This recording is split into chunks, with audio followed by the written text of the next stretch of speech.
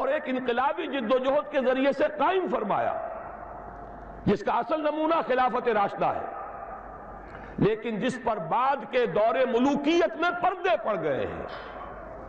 اسلام کی بہت سی حقیقتیں چھپ گئیں، بادشاہی، ملوکیت، جاگیرداری، سرمایہ داری کے اس کے اوپر پردے پڑتے چلے گئے، تاہاں کہ آج اس اصل اسلام کی حقیقت کہیں نظر نہیں آ رہی۔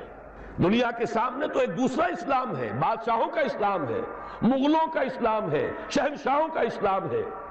آج ہمیں ایک موقع ملے گا، علامہ اقبال کا یہ نظریہ تھا، اگر پاکستان وجود میں آ جائے تو وہ جو دور ملوکیت کے پردے پڑ گئے تھے ان کو ہٹا کر صحیح اسلام کا ایک نمونہ دنیا کے سامنے پیش کر دیا جائے۔ علامہ اقبال نے ایک تیسری بات بھی کہی تھی، اور موجودہ حالات میں وہ بہت ریلیونٹ ہے۔ بہت سے حضرات کو شاید تعجب ہو کہ علامہ نے فرمایا تھا کہ اس ہندوستان اور پاکستان کو باہم لڑنا نہیں، بلکہ یہ پاکستان، مجوزہ پاکستان ہی بھارت کا سب سے بڑا دفاع کرنے والا ہوگا۔ یہ بات بڑی عجیب لگے گی آپ کو۔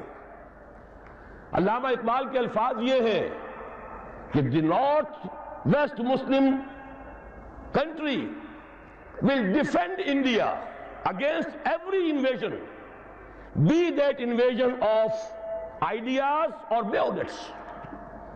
یہ جو ملک وجود میں آ جائے گا، مسلمان ملک، یہ تو پورے ہندوستان کی حفاظت اور دفاع کا فریضہ سر انجام دے گا۔ ہر حملے کے خلاف، خواہ وہ حملہ نظریات کا ہو، خواہ بیونٹس کا ہو، سنگینوں کے ذریعے سے حملہ ہو۔ یہ بات بالکل بھلائی جا چکی ہے، اس لیے کہ در حقیقت تقسیم ایسے وجود میں آئی کہ جانے والا ہمارا وہ دشمن انگریز، وہ ایک ایسا مسئلہ پیدا کر گیا سازش کے طور پر کہ جس پر یہ دونوں ملک آج تک لڑتے چلے آ رہے ہیں، اور اندیشہ یہ ہے کہ شاید مستقبل قریب میں پھر کوئی اور زیادہ ہولناک جنگ آ جائے۔ یہود کی یہ سازش اور وہ جو ایوارڈ دیا تھا حد بندی کمیشن نے، یہ کوئی اچانک ہو جانے والی باتیں نہیں تھی، اس کے پیچھے گہری سازش تھی کہ بیچ میں وہ مسئلہ چھوڑ کر جاؤ کہ یہ دونوں آپس میں لڑے لیکن دونوں ہمارے دوست رہے۔ حالانکہ واقعہ یہ ہے کہ سابق حکمرانوں کے خلاف تو جذبات انتقام ہوتے ہیں قوموں کے اندر، یہاں نقشہ یہ ہے، اتنی کامیاب پالیسی رہی ہے برطانیہ کی کہ دونوں اس وقت بھی تھوڑا سا وقفہ آیا تھا کہ ہم کامن ویلتھ سے نکل گئے تھے، دونوں اسی فتراک کے نخچیر ہیں، دونوں اسی کامن ویلتھ میں ہیں۔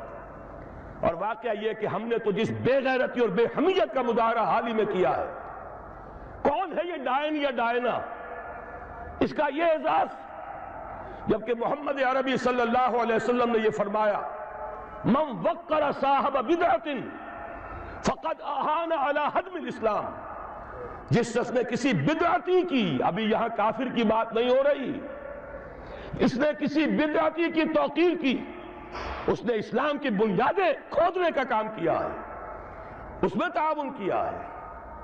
یہاں تک فرمایا من مشى مع فاسق ليقويه غضب اللہ تعالی واہتز له العرش، جو شخص کسی فاسق کے ساتھ چلتا ہے کہ اسے تقویت پہنچائے، اللہ غضبناک ہوتا ہے، اور اس درجے غضبناک ہوتا ہے کہ اس کا عرش کانپنے لگتا ہے۔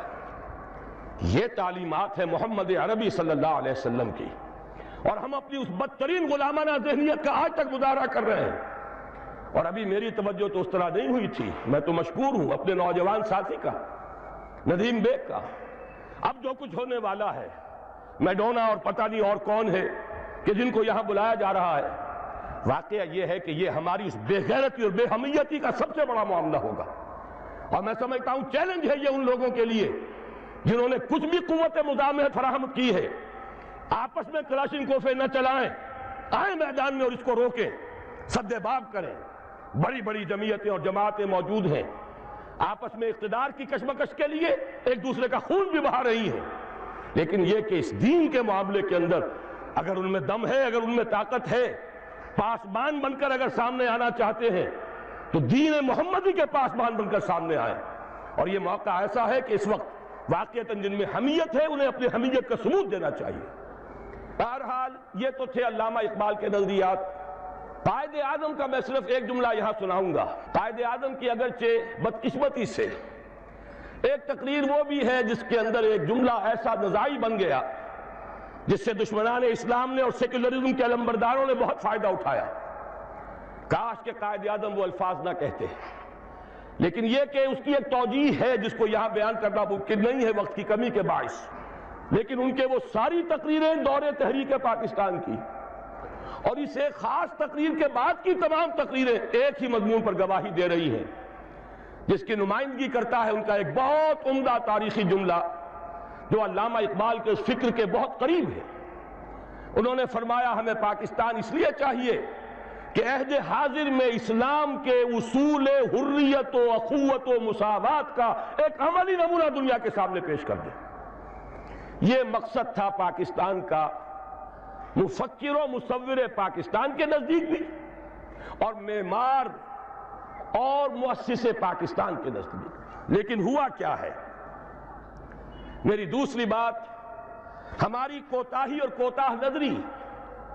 ایک بات کافی ہے، شمسی حساب سے ہم 44 سال پورے کر کے 45ویں میں قدم رکھ چکے، قمری حساب سے 45.5 سال ہو چکے. جیسا کہ جنرل صاحب نے فرمایا وہی نظام جوں کا توں اوپر سے لے کر نیچے تک اثر تا پا، جس کی میں بعد میں قدر وضاحت نہیں کروں گا. وفاداری بشرط استواری عین ایما ہے. ہم نے بالکل اس کے مصداق اس نظام کو جوں کا توں قائم رکھا ہوا، سرے منہ فرق نہیں آیا. یہ تو خیر وہ بات ہے کہ جس پر مزید آپ کا وقت لینے کی ضرورت نہیں ہے، رائٹنگ آن دی وال ہے، ہر شخص جانتا ہے. لیکن میں ایک خاص بات کی طرف توجہ دلانا چاہتا ہوں. ظاہر بات ہے مسلم لیگ سے چونکہ اس میں ہر قسم کے لوگ شریک تھے اور انہوں نے صرف قیام پاکستان کا پروگرام دیا تھا، یہ توقع ہی نہیں تھی کہ وہ اسلام یہاں لا سکتے ہیں. لیکن یہ کہ یہاں علماء بھی تو تھے، دینی جماعتیں بھی تو تھی. بعض علماء بڑے چوٹی کے علماء مسلم لیگ میں شامل تھے، مولانا شبیر احمد عثمانی رحمۃ اللہ علیہ. بہرحال ان کا احسان ہے کہ ان کی آخری دھمکی جو انہوں نے دی تھی کانسٹیٹیوشن اسمبلی میں، اس کے نتیجے میں قرارداد مقاصد پاس ہو گئی، وہ کم سے کم اپنا حق ادا کر گئے. لیکن یہ کہ دوسری جماعتیں بھی تو یہاں رہی ہیں، علماء کرام بھی تو ہیں، ہمارے عام لوگوں کی بہت بڑی تعداد ان کی بات سنتی ہے. اگر یہ لوگ صحیح رخ پر چلتے تو یہاں یہ نظام برقرار نہیں رہ سکتا تھا. اصل ذمہ داری ان کی ہے، انہوں نے سیاست کے کھیل میں شریک ہو کر اپنا وقت ضائع کیا ہے. انہوں نے اقتدار کی کشاکش میں کبھی ادھر اور کبھی ادھر، آج اس کے حریف اور اس کے حلیف اور کل اس کے حلیف اور اس کے حریف، یہ کھیل کھیل کر بہت قیمتی وقت قوم کا ضائع کیا. مزید برآں ایک بہت اہم نقطہ عرض کر رہا ہوں، تیسری بات کہ ہمارے دین کے حلقے کی طرف سے، علماء کرام کی طرف سے مطالبہ بھی اگر آتا ہے، میں ان کی بات چھوڑ رہا ہوں جو اسلام کو صرف سیاسی نعرے کے طور پر استعمال کرتے رہے، میں ان علماء کرام کی بات کر رہا ہوں جو مخلص ہیں. انہوں نے بھی صرف اسلامی قانون کی بات کی ہے، اسلامی نظام کی بات نہیں کی. ان دونوں میں ایک باریک سا فرق ہے. نظام نظام ہے، قانون اس نظام کو چلاتا ہے، قانون اس نظام کو تحفظ دیتا ہے. اگر نظام غلط ہے، ظالمانہ ہے، اس نظام کے تحت لوٹ کھسوٹ ہو رہی ہے، غریب غریب سے غریب تر، امیر امیر سے امیر تر ہوتا چلا جا رہا ہے، دولت کے انبار لگ رہے ہیں، آپ نظام کو تو کچھ نہ کہیں، جوں کا توں برقرار رکھیں. چوری کی سزا نافذ کر دے، ڈاکے کا سدے باب کر دے، فائدہ کس کو پہنچے گا؟ غریبوں کو یا امیروں کو؟ ان کی حرام کی دولت کو تحفظ حاصل ہو جائے گا، ان کے عیش اور ان کے ایوان مزید محفوظ ہو جائیں گے. غریب کو تو اس سے کوئی فائدہ نہیں ہوگا. چوری اور ڈاکہ جو ہے وہ غریب کا تو ہوتا ہی نہیں، وہ تو امیر کا ہے. نظام ظالمانہ ہے اور غلط ہے تو قانون بہترین بھی ہوگا، اس نظام کو سپورٹ کرے گا، اسے تقویت دے گا. نظام کو بھی بدلنا ہے اور قانون کو بھی بدلنا ہے، یہ دونوں باہم لازم و ملزوم ہیں. اور ہمارے دین میں اس کے لیے اصطلاحات ہیں، دین اور شریعت.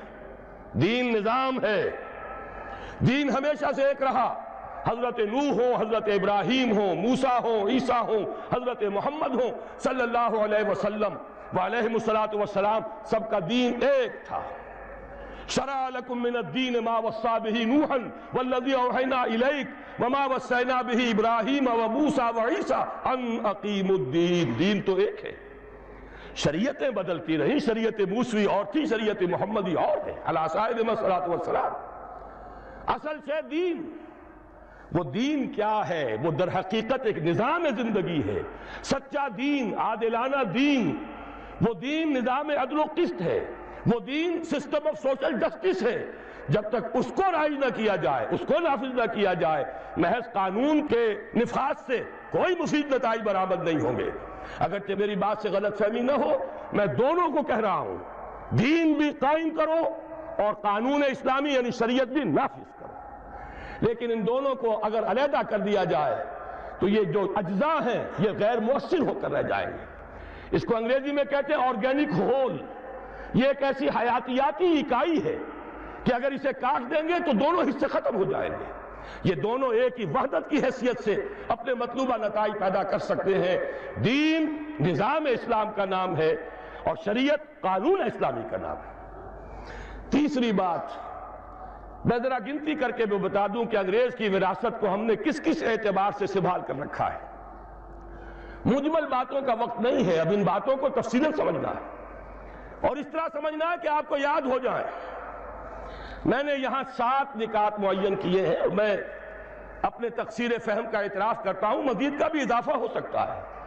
یہ تو رواں روی میں 1 مہینہ قبل کراچی میں ایک پریس کانفرنس مجھے کرنی تھی تو میں نے یہ تحریر لکھ لی تھی، لیکن میں سمجھتا ہوں کہ اس سے ایک پورا نقشہ سامنے آ جائے گا۔ سب سے پہلی چیز مخلوط قومیت، نیشنلزم، جس کی نفی پر علامہ اقبال نے وہ بات کہی تھی، وطنی قومیت، کہ ان تازہ خداؤں میں بڑا سب سے وطن ہے، جو پیرہن اس کا ہے وہ مذہب کا کفن ہے۔ میں افسوس کے ساتھ کہہ رہا ہوں، میں احسان مند ہوں قائد اعظم کا، انہی کی جد و جہد اور انہی کی قیادت کے نتیجے میں پاکستان قائم ہوا، لیکن ہم اسلاف پرست نہیں ہیں۔ اسلاف میں بھی اگر کوئی بات غلط ہوگی ہم اس کا اقرار کریں گے، ببانگ دہل اس کا اعلان کریں گے۔ اگر حضرت ابوبکر صدیق بھی یہ فرما سکتے تھے کہ اگر میں سیدھا رہوں تو تم پر میری اطاعت فرض ہے اور اگر میں ٹیڑھا ہونے لگوں تو مجھے سیدھا کرنا فرض ہے، تو کسی دوسرے کا مقام اس سے بالا تر نہیں۔ افسوس کہ قائد اعظم نے جو الفاظ 11 اگست 1947 کو کہے پاکستان کے بارے میں تصور دیتے ہوئے، Muslims will cease to be Muslims and Hindus will cease to be Hindus, not in the religious sense, because religion is the private affair of the individuals, but in the political sense۔ میرے نزدیک یہ مخلوط قومیت کا وہ تصور ہے ان الفاظ سے جو نکلتا ہے۔ توجیہ میں نے بھی کی ہے ان کے اس قول کی، میری کتاب استحکام پاکستان میں جو باب اس پر ہے اس پر میں نے مفصل توجیہ کی ہے، لیکن الفاظ ایسے ہیں بدقسمتی سے، جیسا کہ میں نے ابتدا میں عرض کیا تھا کہ سیکولرزم کے علمبرداروں کو اس سے دلیل ملی ہے۔ یہ مخلوط قومیت کا وہ نظریہ ہے جس کی نفی پر ہم نے تحریک پاکستان چلائی۔ پاکستانی قومیت، مسلم قومیت، اس کی بنیاد پر پاکستان بنا ہے۔ بہرحال ہم نے ابھی تک عملاً اسی مخلوط قومیت کے تصور کو اختیار کیا ہوا ہے۔ ہماری ایک ہی اسمبلی ہے، اس میں غیر مسلم بھی جائیں گے، مسلم بھی جائیں گے، وہ برابر کے ہیں، ان کے ووٹ وہاں پر کوئی ان میں فرق نہیں ہے۔ تو معلوم یہ ہوا کہ یہ تو مخلوط قومیت اور مسلم اور غیر مسلم کی ایک مشترک قومیت کا تصور ہے جو آج بھی ہمارے ہاں رائج ہے، اور اگرچہ ہم نے اس کی نفی پر پاکستان بنایا۔ دوسرے، پارلیمانی جمہوریت، چونکہ برطانیہ میں پارلیمانی جمہوریت تھی اور اس کی تو ہر شے کو ہمیں سنبھال کر رکھنا ہے، پارلیمانی جمہوریت سے لے کر کرکٹ کے گیم تک ہر شے کو پوری وفاداری کے ساتھ ہم نے قائم رکھا۔ شاہ ڈائنا کو بلایا تھا یہی دکھانے کے لیے کہ دیکھ لو، سرے منہ فرق نہیں آنے دیا ہم نے اس ملک میں، جیسا تم لوگ چھوڑ گئے تھے ویسا ہی آج قائم ہے۔ ہمارے ہاں اس پارلیمانی جمہوریت کو سمجھ لیا گیا ہے کہ شاید یہ منظم من اللہ ہے اور تو کوئی راستہ ہے ہی نہیں، کوئی الٹرنیٹو ہے ہی نہیں، اس کو اصول موضوعہ بنا لیا گیا، اس لیے کہ اس نے ہمیں یہ پارلیمانی جمہوریت کا تصور دیا اور تھوڑی سی اس کی ہمیں تربیت بھی دے دی تھی۔ تیسری چیز، صوبوں کے نام اور اس کی حدود، معلوم ہوا کہ یہ تو شاید اللہ کے رسول نے معین کیے، معاذ اللہ، ان میں کوئی ادھر ادھر کا معاملہ نہیں ہو سکتا۔ سرائیکی صوبے کا نام لے لے تو کفر ہو گیا، کہیں کوئی اور صوبے کی تقسیم کی بات کرے تو ڈرتا ہے، کانپتا ہے۔ صوبوں کی سینکٹی، صوبوں کا تقدس اور اس کی بنیاد پر عصبیت جو دن بدن گہری سے گہری ہوتی چلی جا رہی ہے. نئے ضلع وجود میں آ گئے, نئی کمشنریاں وجود میں آ گئیں, لیکن